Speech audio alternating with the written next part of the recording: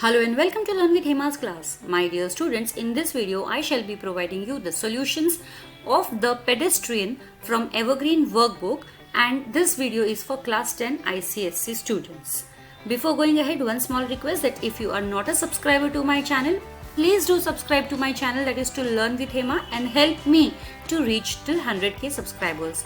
If you like the video, do not forget to hit the like button, and if you find the video useful to you, please do share your lovely comments in the comment box. So quickly we'll move ahead. The Pedestrian from Evergreen Workbook and Class 10 ICSE. This is the passage 1. He would stand upon the corner of an intersection and peer down long moonlit avenues of sidewalk in 4 directions, deciding which way to go, but it really made no difference. So who is he referred to? What was the routine of the person? In this extract, the word he refers to Leonard Mead. His routine included long walks at night. He used to walk for hours alone. Second question, which time and month of the year does the passage describe? What does the year indicate? Answer, the passage describes the evening time in the month of November. The year 2053 mentioned in the story indicates the futuristic nature of this story. Question 3. Why does the author say it really made no difference? Answer. The author says that it really made no difference because he has to walk alone on the roads and there is no one of his own. In this situation, it does not matter which direction he chooses to for his walk. It's work written over here, but the correct word is walk, W-A-L-K. What would fascinate the solitary walker? Answer. There were cottages and homes with open windows.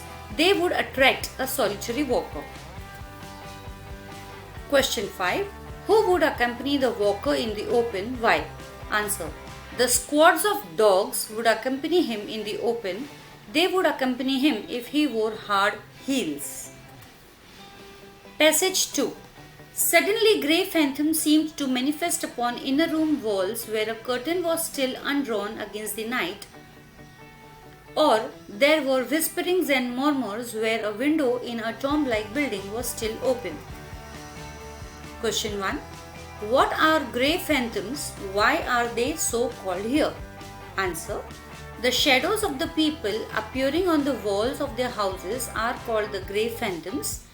They have been called the phantoms as they do not look like real people. They can be seen from the open windows of their houses only.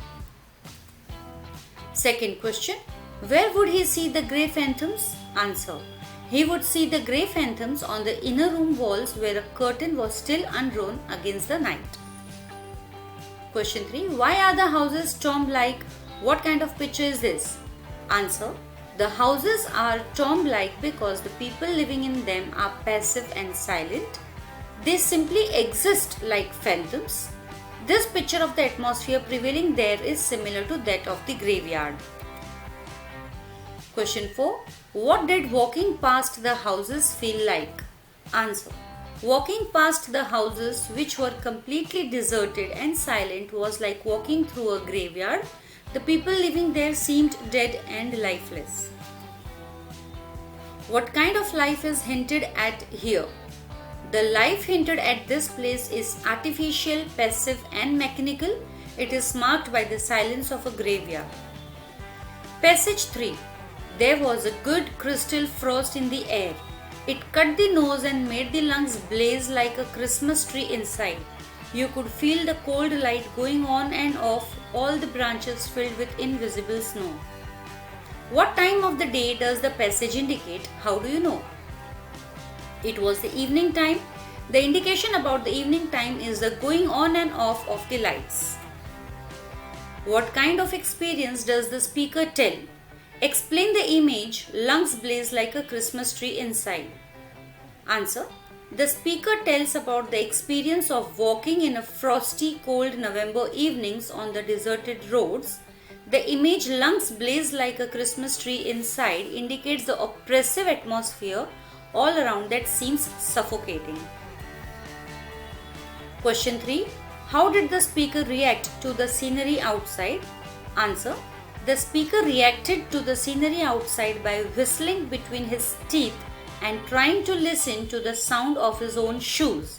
He also whispered, "Hello in there," on every side as he walked on. Question 4.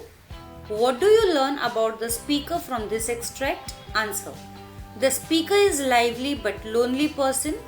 He likes to go on long walks in the evening. He is disappointed to find the people leading a passive and dry life. Question 5. Explain the image, all the branches filled with invisible snow, with reference to the life people live here. Answer.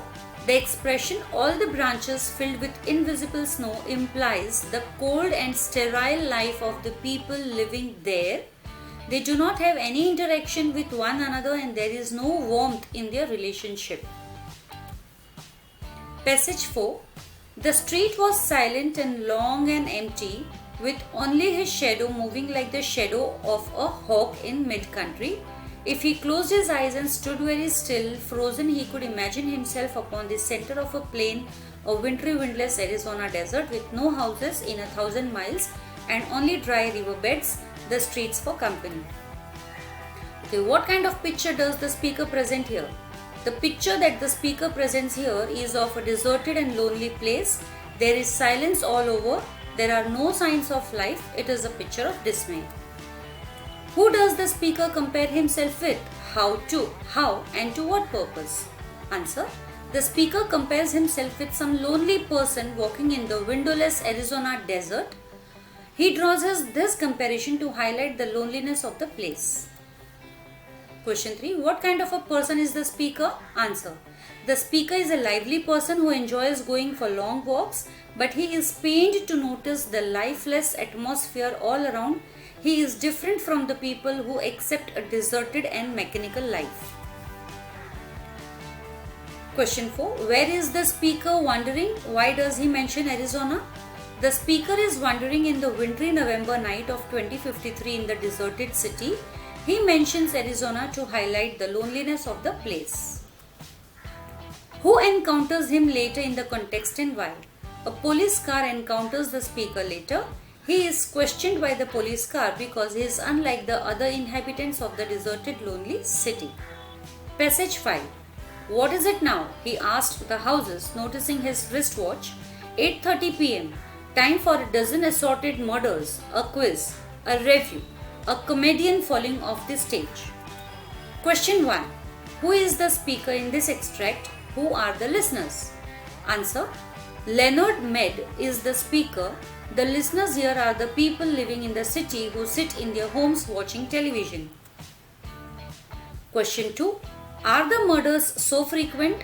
Why does the speaker ask about the murders? Answer. The murders the speaker talks about are the ones depicted in the TV programs. There are frequent murder scenes. The speaker asks about the murders as he notices the time that matches the programs showing murders on TV. Question 3. What is a review? Where would the review take place? Answer. A review is a light theatrical entertainment, satirical in nature. The review here is to take place on the television. Question 4. What makes the speaker ask these questions? Is he satisfied with their answers? Answer 4. A look at his watch showing 8 p.m. makes him ask the question about the murders and the review, as he thinks that it was a time for these programs to appear on the TV, but he gets only a murmur of a laughter as a response to his question, which does not satisfy him. Question 5. What kind of life is lived by people in the city? Does the pedestrian appreciate this life? Answer. A mechanical, boring and suppressed life is lived in the city. The people followed the dictates of the rules and the authorities very strictly. The speaker does not appreciate this type of life and criticizes it. Passage 6. He turned back on a side street circling around toward his home. He was with a block of his destination when the lone car turned a corner quite suddenly and flashed a fierce white cone of light upon him. He stood entranced, not unlike a night moth, stunned by the illumination and then drawn toward it. Question 1. Where was the speaker when he was asked to stop? Answer. The speaker was on a side street circling around toward his house when he was stopped. Question 2. Why do you think was the speaker stopped and by whom? Answer. The speaker was stopped because he was roaming in the streets at night in the city where it was considered something deviant and unlawful.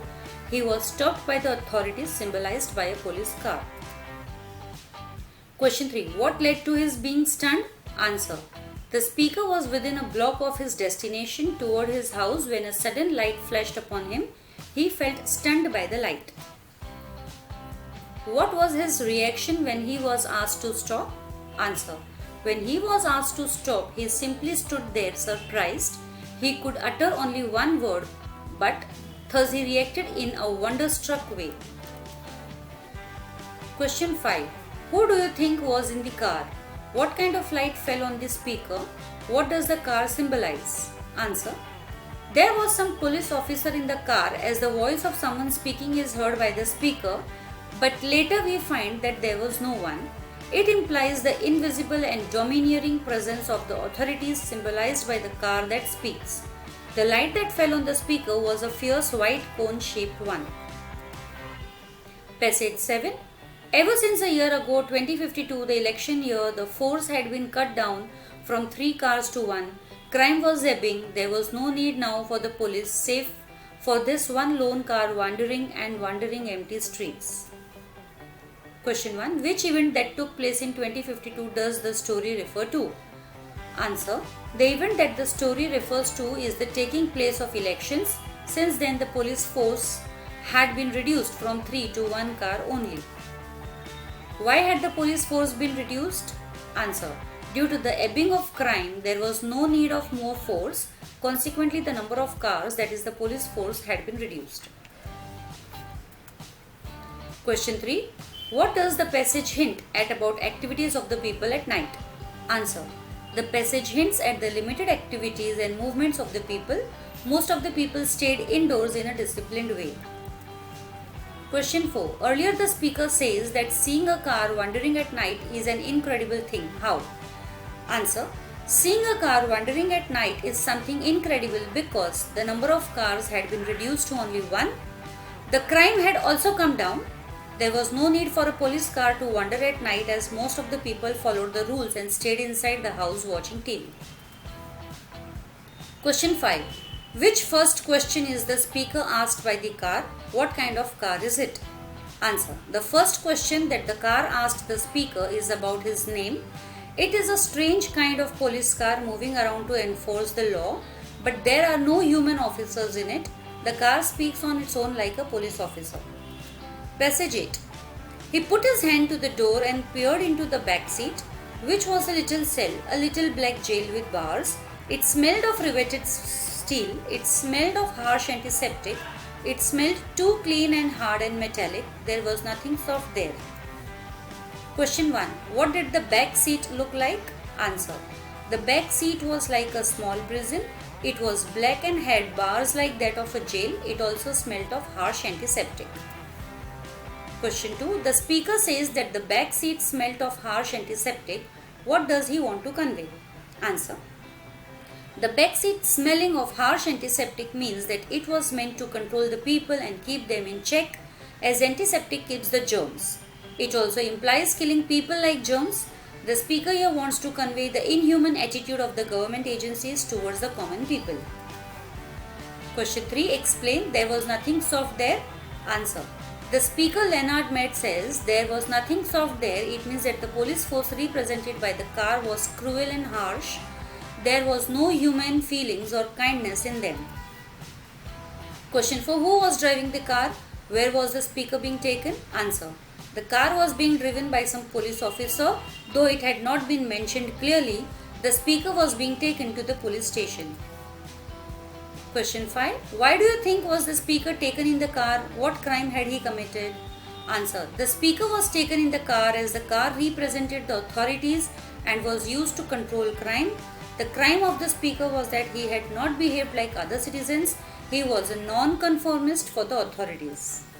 Thank you. That's all for today. We will soon meet in the next video. Till then, stay safe, stay secure. Thank you.